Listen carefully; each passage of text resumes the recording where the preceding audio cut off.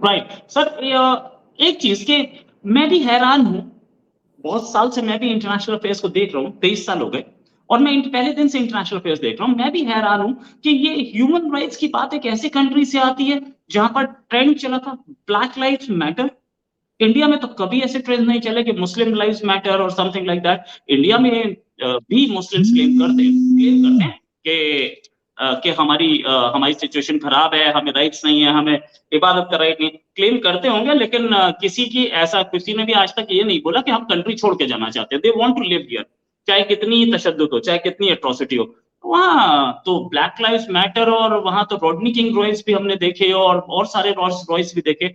वो कंट्री बोल रहा है ह्यूमन राइट्स पे। It is not a question. Ronald Reagan से आज तक के सारे प्रेसिडेंट देखे हैं, किसी ने ये नहीं बोला कि हम ह्यूमन राइट्स नहीं चाहते, और फिर भी ये हो रहे हैं। तो पहले अपने गिरेबान में तो झांके कि हमारे कंट्री में क्या हो रहा है, दूसरे को ह्यूमन राइट्स सिखाना शुरू कर देते हैं। You're just saying that America is hypocritical. The Americans are also saying Isn't that. it? सच में Yes, सच but नहीं है क्या? yeah, पनामा but that जाकर के एक आदमी वेटिकन की एम्बेसी में छुपा है, उसे वहां से तेज म्यूजिक चला करके उठा लाना। आपके कंट्री yes, में क्या ड्रग स्मगलिंग नहीं होती? Rohit साहब, nobody is saying that there are not human rights violations in the United States, but that does not mean that there is no human rights violations in India. That is the point. नहीं sir, अब तो India ने तो कभी Yeah, claim ही नहीं किया ना। India ने हमेशा, prime minister that is Modi ने कोई fine. बोला वायलेशंस होते हैं हम पकड़ेंगे, नो डाउट। नमस्कार, प्राइम मिनिस्टर मोदी है अमेरिका में, और अमेरिका में कहा जा रहा है कि सारे लोग अमेरिका में मोदी जी के फैन हो गए, यहां तक के इलॉन मस्क वो भी बोले I am a fan of Modi. तो क्या ऐसा हुआ है? साथ में एक बड़ी डिप्लोमेटिक प्रॉब्लम सामने आई है, वो ये कि अमेरिका के प्रेसिडेंट ने बोला चाइना के प्रेसिडेंट को डिक्टेटर, और वहां से शुरू हो गए वॉर ऑफ वर्ड्स। क्यों वॉर ऑफ वर्ड्स शुरू है? और एक ऐसे टाइम पे जब प्राइम मिनिस्टर मोदी को वहां पर लोग आप पलकों पे बिठाए हुए हैं, वहां पे व्हाइट हाउस में बैठे हैं, और वहां पे भाषण पे भाषण, और कांग्रेस को भाषण दिए जा रहे हैं, साथ में बहुत सारे कॉन्ट्रैक्ट्स भी हो रहे हैं। ऐसे टाइम पे चाइना से ये तनातनी, क्या कुछ इंडिकेशन है? इसी पे बात करने के लिए हमारे साथ मुक्तदिर खान साहब, जो कि एक्सपर्ट हैं इसी चीज के, पढ़ाते हैं इंटरनेशनल अफेयर्स, और मुक्तदिर खान साहब को माना जाता है एक्सपर्ट ऑन इंडिया और इंडिया अमेरिका रिलेशन। सर बहुत बहुत स्वागत आपका हमारे शो में। सर, ये प्राइम मिनिस्टर मोदी वहां पर हैं और चाइना से तनातनी, ये कहीं इसमें दोनों में कोई कनेक्शन है? रोहित साहब, thank you for having me on your show, और आपके सुनने वालों को मेरा सलाम, नमस्ते, सत श्री अकाल, वनक्कम और नमस्कार। देखिए, चाइनीज को चाहिए कि थोड़ा हिंदी गाने सुना करें। तो एक गाना है जो बहुत अप्रोप्रिएट है, वो याद है, बड़े मियाँ दीवाने ऐसे ना बनो। तो that right. Is the song they need to play for Joe Biden. Joe Biden थोड़ा सटिया गए हैं। इससे पहले उन्होंने कहा कि गॉड सेव द क्वीन करके तकरीर खत्म की 2 दिन पहले, एंड लोग परेशान हो गए कि like what is the point of why he said that. अब काफी डिस्कशंस और डिबेट्स चल रहा है। तो ये फंडरेजर में थे, मेरे ख्याल से न्यू हैम्पशायर स्टेट में he was doing a fundraiser, और उसमें उन्होंने कहा कि जो when I shot the balloon, वो जो बलून चाइना के चल रहे थे, वो कह रहे थे कि शी जिनपिंग को पता नहीं था बलून के बारे में। और उन्होंने, व्हाट इज इंटरेस्टिंग इज कि उन्होंने इंटेलिजेंस लीक कर दी। So it is only the US intelligence जिसको पता था कि जी जिनपिंग को नहीं पता था कि ये बलून्स उड़ रहे हैं। तो जब वो बलून शूट किया गया तो Xi Jinping was angry, but he was angry not because ये अमेरिका ने शूट किया बलून, वो इसलिए नाराज था कि उसको खुद नहीं पता था। तो वो किस्सा सुनाते हुए बाइडेन ने कहा, the problem with dictators is they want to know everything. तो उनको गुस्सा इसलिए आया कि ही डिडंट नो दैट। तो उसमें वो जनरलाइजिंग में डिक्टेटर के, तो बड़े चाइना से तो काफी बड़ी सख्त रिस्पांस आया डिप्लोमेटिक कि दिस इज इनडिग्निफाइड, नेशन को इंसल्ट कर रहा है वगैरह वगैरह। लेकिन I think this is what Biden को पता है। जब when he was vice president, Joe Biden को इंक्लूडिंग ओबामा ने गैस मशीन कहा था कि मुंह पे ब्रेक नहीं है, जो चाहे जो मुंह से निकल जाता है। तो आई हैव अ फीलिंग कि दिस इज ए गैफ। लेकिन इंटरेस्टिंगली सिवाय येलन, जो रिजर्व बैंक की चेयरमैन है, she went out and she said के we need China, we need to improve our relations with China, इसके फौरी बाद लेकिन state department has not walk this statement back. उन्होंने नहीं कहा कि बाइडेन डिडंट मीन दिस, इस तरह की कोई ऐसा क्लैरिफिकेशन नहीं दी। प्रॉब्लम यह है कि बाइडेन ने भेजा ब्लिंकन को बीजिंग के ताल्लुकात को बेहतर करे, और वहाँ पे सवाल उठ रहा था कि would Xi Jinping meet with Blinken और नॉट। फिर शी जिनपिंग ने 35 मिनट के लिए मिला, और जो लव्स बेसिकली मेरा समरी ये है कि stabilization was the key word, कि अमेरिका और चाइना के ताल्लुकात काफ़ी नेगेटिव होते जा रहे हैं, let's stabilize them and then try to improve them. तो अब सवाल उठता है कि बाइडेन ने खुद अपनी ही डिप्लोमेसी पर पानी फेर दिया है। So what's the point of sending Blinken all the way to have a meeting to improve relations with China, और फिर खुद एकदम ऐसा वॉर ऑफ वर्ड्स में मुब्तला हो जाए। एक्चुअली उनको थोड़ी डांट न्यूजीलैंड के प्राइम मिनिस्टर से भी मिली और न्यूजीलैंड के प्राइम मिनिस्टर खुद चाइना जा रहे हैं, तो उनसे पूछा गया कि भाई what have you got to say about this, तो he basically disagreed with Biden, saying Biden should not have said this, और वो चले गए। तो it has created a kind of a strange war of words. उसकी timing भी काफी odd है। So that's where I think that controversy है। मेरे ख्याल से कि ऑलरेडी नेगोशिएशंस तो शुरू हो गए between US and China to arrange a one on one meeting again with Xi Jinping और बाइडेन। हो सकता है कि इंडिया में वो मिले when they come for G20, या सैन फ्रांसिस्को में जब एपेक का समिट होगा। So that hasn't yet been decided. मुझे लगता है कि इस एपिसोड के बाद चाइना 1-2 हफ्ते शायद खामोश रहेगा, and then they will restart the discussions. So we will see कि क्या तय होता है, whether they meet in India और they meet in San Francisco. लेकिन तय तो ये हुआ है कि they are going to meet this year. उससे पहले किंग गोंग जो चाइना के फॉरेन मिनिस्टर है, he is going to make a trip to the US. उसमें कहीं शायद ऐसा तो नहीं कि अमेरिका को ये लग रहा हो कि यार ठीक है इंडिया अब हमारे फेवर में हो गया, ठीक है चाइना आउट, चलो, ऐसा भी हो सकता है। I mean, the stakes are quite high, na, Rohit साहब। Last year, India, US, China के trade was $700 billion, और डिपेंडेंसी बहुत ज़्यादा है। और खुद America is actually in A happier position, क्योंकि लास्ट ईयर द यूएस ने तकरीबन 150 बिलियन, $154 बिलियन एक्सपोर्ट किए चाइना को, which is the best export year for the US. और इस साल जो पहले 4 महीने हैं, जनवरी, फरवरी, मार्च, अप्रैल, उसमें चाइना के इंपोर्ट्स कम हुए by 10 to 11%। हर महीना कम हुए, कंसिस्टेंटली दे आर लेस। अगर आप 22 जनवरी देखें, 23 जनवरी लेस, बट अगर आप जनवरी, मार्च, अप्रैल, यानी 4 में से 3 महीने यूएस के exports to China have gone up. So the total trade has remained the same in 2023 and 2024. I think मेरे ख्याल से they are going at the rate of $50 to $60 billion a month। तो ये जो डिपेंडेंसी है, उसको जब तक पूरी तरह से अमेरिका या तो इंडिया को शिफ्ट कर दे पूरा सप्लाई चेन, या दे फाइंड अदर ऑल्टरनेटिव्स। एक नया लफ्ज इस्तेमाल हो रहा है, चाइना प्लस वन, यानी कि आपकी जो सप्लाई चेन है, if it is only China, you try to find one alternative. तो America has chosen India as China plus one, लेकिन यूरोप हैज टू डिसाइड के where will the alternate source of the supply chain कहाँ से आएगा। So अभी it is not that close to like a पूरी तरह से। आपको याद होगा जब यूरोपियन यूनियन की प्रेसिडेंट ने ये कहा था कि we are not going to decouple, we are going to de-risk, यानी they are not going to decouple from China, but they're going to de-risk, यानी जो रिस्क है ऑफ, जैसा रशिया के साथ था ना जर्मनी का, कि कितना फुल्ली डिपेंडेंट थी जर्मनी रशिया के ऊपर, तो वो अगर अपना डिवर्सिफाई कर लेती है सप्लाई चेन यूरोप और यूएस टू अदर कंट्रीज। इसलिए आजकल वियतनाम में बहुत ज़्यादा इन्वेस्टमेंट्स हो रहे हैं, because they are trying to move some stuff from China into Vietnam, into Philippines, into India. तो अगर ये चीजें हो जाती है successfully, then they don't have to decouple from China, but थोड़ा रिस्क कम हो जाता है ऑन चाइनीज डिपेंडेंस।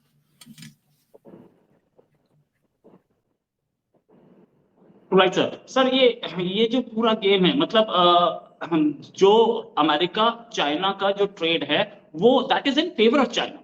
तो अगर और इंडिया चाइना इंडिया अमेरिका का ट्रेड भी that is in favour of India. अब अगर एक ऐसा ट्रेड जिसमें रहा है अमेरिका का, तो America will be more than happy to get rid of it, isn't it? तो इंडिया से बेटर, इंडिया से इंपोर्ट्स बढ़ा रहा है, ऑफ कोर्स इंडिया से इंपोर्ट बढ़ा करके फायदा यही होता है कि चाइना के पास पैसा नहीं जाता, और चाइना के पास पैसा नहीं जाता तो हमारा दुश्मन वीक होता है। तो क्या कहीं अमेरिका के दिमाग में ये we are searching for an alternative in India, China का ऑल्टरनेटिव खड़ा कर देंगे हम?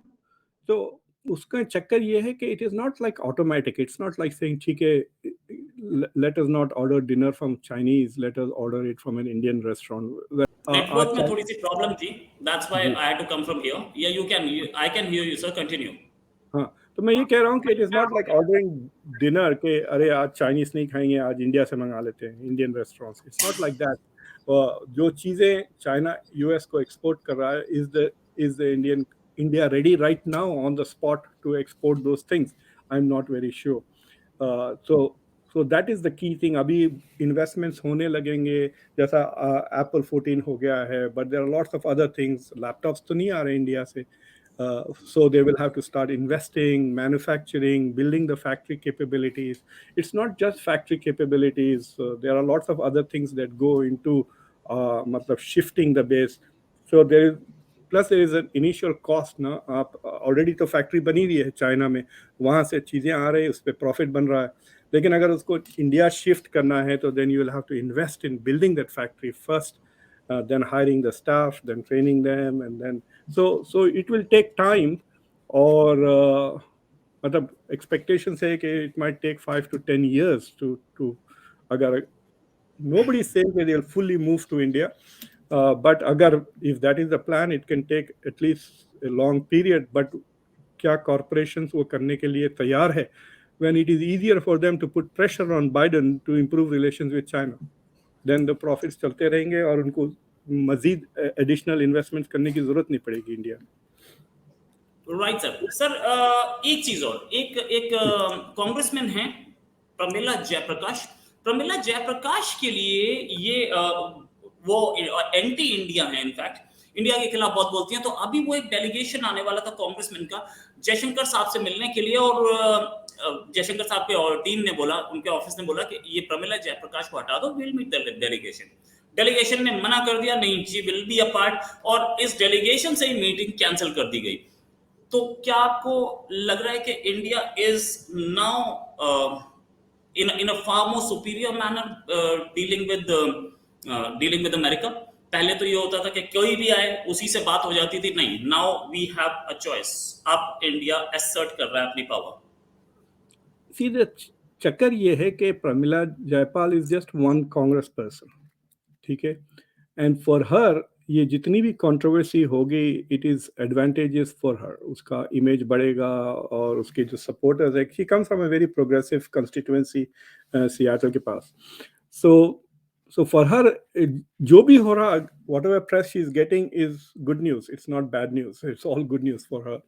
और ये पहली बार नहीं है जयशंकर के साथ प्रमिला जयपाल का तू मैं या ये झड़पें जो हुई हैं, इससे पहले भी हुई हैं। And she is also the person who is the lead। वो जो एक लेटर भेजा गया जो बाइडन को, जिस signed by 75 senators and congresspersons saying कि इंडिया के साथ जब बाइडन की मुलाकात होगी, so he should raise the issue of India's human rights, minorities का जिस तरह से treatment हो रहा है वगैरह। तो वो लेटर का भी Jaipal, so what has happened is कि because there are now two views about India and US, she is becoming the de facto leader of the other view in the Congress। हालांकि जो बाकी के 4 इंडियन कांग्रेस मेंबर्स हैं उन्होंने वो sign नहीं किया। मेरे ख्याल से इंग्लैंड के गार्डियन में एक अच्छा आर्टिकल छपा ऑन दिस सब्जेक्ट, जिसमें they actually interviewed various Indian American जो कांग्रेस में हैं, और जो कृष्णमूर्ति हैं, राधा कृष्णमूर्ति जो शिकागो के हैं, he also did not sign the letter, but some of the statements that he made वो थोड़ा बहुत प्रमिला जयपाल की तरह भी है। तो वो फंसे हुए हैं इन मेनी वेज कि उनकी कंस्टिट्यूएंसीज में इंडियंस ज़्यादा हैं, इसलिए in the first place they have won, so they can't be very critical of Modi. और they can't be too supportive of Modi because वो सारे के सारे डेमोक्रेट्स हैं और सारे के सारे कम फ्रॉम वेरी क्या कहना चाहिए प्रोग्रेसिव। देखिए इनको गोरे वोट्स क्यों डाल रहे हैं, क्योंकि वो गोरे बहुत टॉलरेंट और प्रोग्रेसिव हैं, इसलिए उनको गोरों के वोट मिल रहे हैं और उनको पैसा भी आ रहा है और भी वोट आ रहे हैं क्योंकि उनके एरियाज में इंडियंस भी ज्यादा हैं, तो वो फंस गए इंडियंस और प्रोग्रेसिव गोरों के बीच में, समझिए आप कि the progressive are going to demand कि how can you not talk about human rights, क्योंकि ये सारे इंडियंस जो हैं जनवरी 6 को ले लें, अमेरिका के ह्यूमन राइट्स को ले लें, दे आर वेरी क्रिटिकल। तो एट होम वो राइट विंग के बिल्कुल खिलाफ है। आप जाके इंडियन कांग्रेसमैन के स्टेटमेंट्स पढ़े डोनाल्ड ट्रंप के खिलाफ, so they are very progressive left, but then suddenly you come and support a right wing president prime minister from India, तो वो जरा फंसे हुए हैं इस डाइकोटोमी। राइट सर, एक चीज के मैं भी हैरान हूं, बहुत साल से मैं भी इंटरनेशनल अफेयर्स को देख रहा हूँ, 23 साल हो गए और मैं पहले दिन से इंटरनेशनल अफेयर्स देख रहा हूँ। मैं भी हैरान हूँ कि ये ह्यूमन राइट्स की बात एक ऐसी कंट्री से आती है जहां पर ट्रेंड चला था ब्लैक लाइव्स मैटर।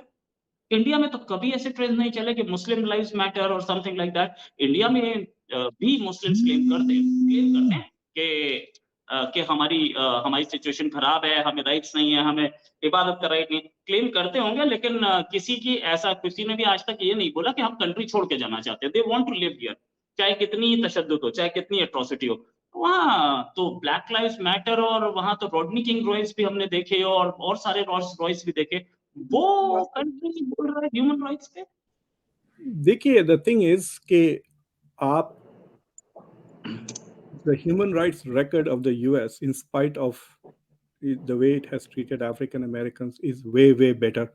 हमारे पास कोई ऐसा जेल में नहीं जाता है रिपोर्टर्स वगैरह। तो फॉर एग्जांपल खुले आम सवाल जवाब होते हैं। मैं आपको खुले आम बोल रहा हूँ कि बुढ़ा सटिया गया है, यही कह रहा हूँ ना। बाइडन के घर से 9 मील या 11 मील दूर पर बैठकर मैं आपको ये कह रहा हूँ, आई एम नॉट अफ्रेड कि मेरे ऊपर IRS आके मेरे को इन्वेस्टिगेट करना शुरू कर देगी, मुझे जेल में पड़ देगी, या 10,000 लाख आके मेरी माँ बहन को गालियां देना शुरू कर देंगे ट्विटर पे। ऐसी कोई मेरे को डर नहीं है। This is my view, you listen to it और you don't. So the human rights record United States का बेहतर है। जितने भी इंडियन अमेरिकन यहाँ पर हैं, they will tell you that Indian Americans की जो तरक्की है अमेरिका में, their inclusion is because of the acceptance and tolerance of the broader community, that they value merit, and so it is not the same thing. दुनिया में आप किसी से भी पूछ लें ह्यूमन राइट्स के लिए यूएस, अब देखिए आप बांग्लादेश में कितना दबाव डाला हुआ है यूएस के इलेक्शन फेयर एंड फ्री हो and try to improve the human rights situation in Bangladesh. इसलिए भी यहाँ पे काफी क्रिटिसिज्म हो रहा है कि the United States is ignoring that issue with regards to India. मतलब वो सवाल उठा नहीं रहे हैं because they are so critical कि India is necessary to balance and contradict and contain China. तो ह्यूमन राइट्स का तो सवाल उठते ही रहेगा। और जहाँ तक कि ब्लैक लाइव्स मैटर है, उसका एक नतीजा तो ये हुआ कि हर पुलिस ऑफिसर के ऊपर अब बॉडी कैमरा आ गया। कैन यू इमेजिन इंडिया में बॉडी कैम अगर लगा दे पुलिस वालों पे, जिस तरह से वो लोगों को ट्रीट करते हैं पुलिस स्टेशंस में, अगर वो वीडियोस पे आना शुरू हो गया, क्या हाल हो जाएगा। सो that is the thing, black lives matter was not a bad movement, it highlighted police brutality और उसका एक नतीजा हुआ। इनफैक्ट मेरी जो यूनिवर्सिटी ऑफ डेलावेयर की पुलिस है, उसके खिलाफ एक एजिटेशन चल रहा है 2 दिन से। पुलिस वाले ने एक लड़के को कुछ बुरी तरह से मिस हैंडल किया। सो वी आर डिमांडिंग कि वो जो कैमरा है उसकी बॉडी कैमरा का वो वीडियो हमको दिखाएं। We want to know how the policeman treated. So yes, there was a black lives movement, और द फैक्ट कि पब्लिक मतलब पुलिस के खिलाफ इतनी कार्रवाई हो सकी इज एन इंडिकेशन कि there is freedom in the country ना। राइट सर, मैंने कभी अमेरिका में ये भी नहीं देखा कि ब्लैक्स जो हैं वो क्रिसमस पे या ईस्टर पे पत्थरबाजी कर रहे हो, ऐसा नहीं देखा है। बाकी राइट्स तो हैं, इंडिया में राइट्स हैं। अच्छा, अब इंडिया में पुलिस के ऊपर कैमरा लगे ना लगे, बाकी सब कैमरेज हैं सर, बाकी हर एक के हाथ में है। गोरे भी कालों के नेबरहुड्स में उनके खिलाफ गाने बजाते हुए, तमाशा करते हुए, हथियार लेते हुए नहीं जाते। नहीं तो ऐसा सर, ऐसा हमने कभी नहीं देखा कि पत्थरबाजी हो रही हो। ठीक है, हथियार एक या दो जगह जा रहा होगा, अगर हथियार हो रहे हैं तो आप पुलिस को कॉल कर सकते हैं। पत्थरबाजी करने का राइट मिलता है क्या? नहीं, you can stop the push, no? Police साथ होती है जुलूस के सर, बगैर पुलिस पुलिस तो नहीं साथ होती है तो फिर मतलब किसी आप जो गाने वगैरह सुन रहे हैं, मैं आपको भिजाता हूँ वीडियो, सुनाइए आपके ऑडियंस को, जो सुबह मुस्लिम अगर नेबरहुड में जो मुसलमानों को गालियां देते हुए जो गाने वगैरह बजते हैं, so white अगर Americans are not going through black neighborhoods making racist comments. अगर वो गए तो जरूर पत्थर मारेंगे, गोली भी मार देंगे यहाँ पर। अगर आप किसी के मोहल्ले में जाएं, उनके घर में जाएं, उनके चर्च के सामने जाएं और उनको गालियां दे और गाने बजाए, आपसे घर से दूर, आपको मनाना है आप अपने घर में मनाएं। ईद सो क्रिसमस को whites are not going around abusing, Indian neighbourhoods में नहीं जा रहे हैं, वो इंडियंस को गालियां नहीं दे रहे, दे आर नॉट अब्यूजिंग, तमाशे नहीं कर रहे हैं इसका हर जगह, हर वक्त, हर साल ऑर्गेनाइज्ड। मतलब ऐसा कैसा फेस्टिवल है जिस makes you sing songs against others. In fact DW जो जर्मन चैनल है, वो बाकायदा उन्होंने पूरा 1 घंटे का शो किया है on those hate music songs जो खासतौर से यूपी वगैरह में चलते हैं। सुने आप वो गाने जाके, इतने गंदे गंदे गालियां हैं गानों के अंदर ही। ये कैसी इबादत है? ये जो चीजें हैं वो हैं, मैं मानता हूं, लेकिन वो गाने चलते हैं कि नहीं, ये दिस इज सब्जेक्टेड भाई। किसी ने पत्थरबाजी करने की जगह एक वीडियो बनाया होता कि मेरे घर के सामने से निकल रहा था ये गाली बना के, वो वीडियो दिखाया होता तो मानता हूं। सीधे पत्थरबाजी कर देना और उसके बाद क्लेम करना कि हाँ ऐसा हुआ है। सारी दुनिया में वीडियोस कर रहे हैं, मैं आपको जरूर भी जाता हूँ। इनफैक्ट अभी मैं ट्विटर पे वो DW का लगा के आपको टैग कर दूंगा। I will tag it to अच्छा, your... I'll tell you.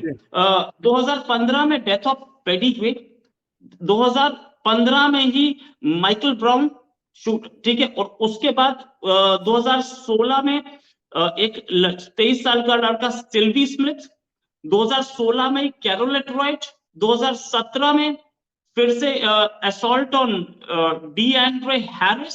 ये हर साल क्यों जा रहे हैं आप? इस महीने देख ले, मैं आपको बता रहा हूँ इस वीक भी हुआ। So there is no one is saying this is not happening. India में तो वीकली नहीं दिखता है ना, इंडिया में तो वीकली नहीं दिखता ना। इंडिया में आपको दिख रहा है दिल्ली रॉयल्स में वो आदमी आके बंदूक तान के खड़ा है। जो लोग डॉक्यूमेंट करते हैं उनको तो भगा दिया है, एमनेस्टी इंटरनेशनल को बंद कर दिया है।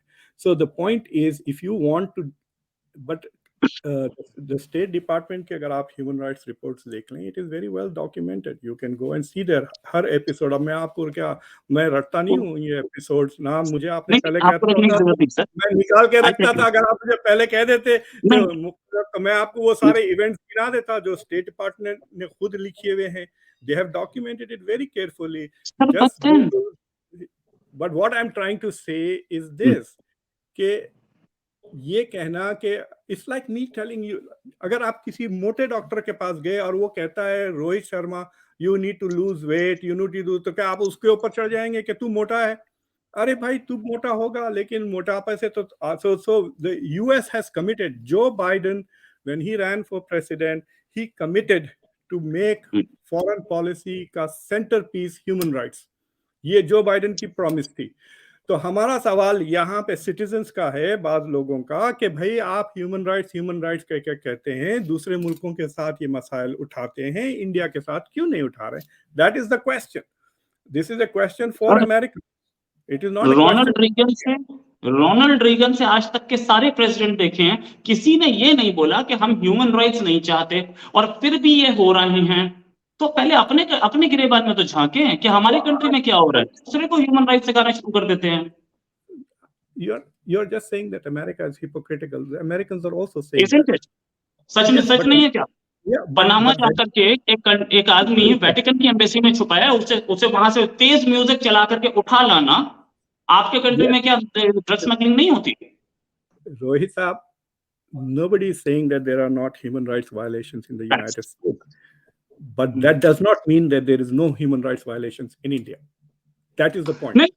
सर अब तो इंडिया ने तो कभी क्लेम ही नहीं किया ना। इंडिया ने हमेशा, प्राइम मिनिस्टर मोदी ने कोई बोला वायलेशंस होते हैं हम पकड़ेंगे, no doubt. That is the point. The point is that we are asking, Americans are asking the American president, why is he not raising these issues which they are concerned about? अब आप your job, the job of the Indian foreign establishment is कि वो आप उनसे बात करें, और 2-3 बार ये हो चुका है। फॉर एग्जांपल मुझे ये अच्छी तरह से याद नहीं आ रहा, जयशंकर साहब ने कहा था कि they have to look at it from a historical context. UN में लास्ट ईयर इंडिया की ह्यूमन राइट्स पे पूरा रिव्यू हुआ, India went and address that whole issue. 2 दिन चला वो इंडिया के ह्यूमन राइट्स का रिव्यू। आई थिंक 9 साल में एक बार हर कंट्री का रिव्यू होता है। So these issues are going.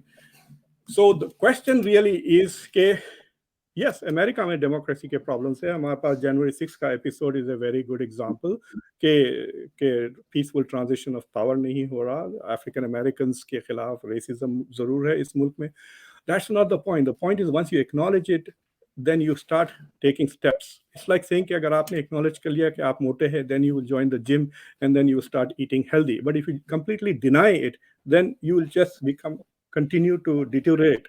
So the question ये है कि अगर America cares about human rights, then it has to show that in its policy, और Americans का ये कहना है कि that is not being seen in America's policies.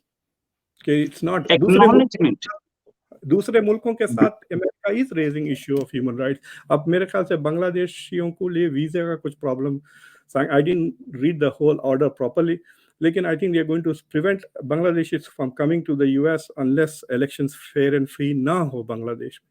So the US is in its policy, it is showing its interest in democracy in Bangladesh. तो सवाल ये उठ रहा है कि why is it not showing that in its policy towards India.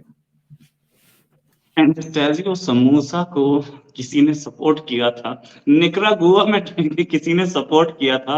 मैं बता सकता हूँ पेट्रोस लुमुम्बा सर आगे अच्छा देखिए, आपको प्रॉब्लम है ये सारी चीजों से, तो इंडिया की पॉलिसी में क्यों रिफ्लेक्ट नहीं होता? If India cares about human rights, they should show it in their policy towards America and से जब तक आपका ह्यूमन राइट्स सिचुएशन इंप्रूव नहीं होता हम नहीं आएंगे आपके। नहीं, it is not that, it is not that, क्योंकि we don't care how you do human rights, we will still be good friends with you। यही no, because अमेरिका ने भी ये नहीं बोला था पिछले 30 साल से कि जब तक आपका ह्यूमन राइट्स इंप्रूव नहीं होता हम भी नहीं आएंगे। हर अमेरिकन प्रेसिडेंट यहाँ बैठा था इसलिए। And then secondly sir, coming back to the point, वो ब्लैक्स के साथ जो हो रहा है उसको मार्टिन लूथर किंग जूनियर को अगर नोबेल प्राइज मिला था तो वही रिकॉग्निशन मिल चुका था, उसके बाद से अब तक तो क्लियर हो जाना चाहिए था। एनीवे सर, आपसे मैंने 20 मिनट का टाइम मांगा था and we pass the time.